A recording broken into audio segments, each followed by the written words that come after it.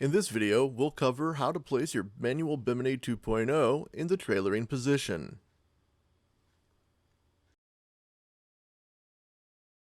From the full open position, begin by unlocking the spring-loaded support arms, holding the front frame rail in its upright position. Lower the front and middle frame rails and rest them on the rear frame rail. Lock the rear support arms holding the rear frame rail upright. Then gently lower the frame rails into their full down position.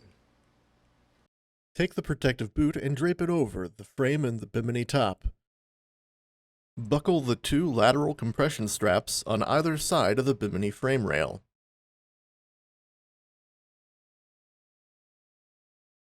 Gently tuck the center of the loose fabric into the center of the protective boot.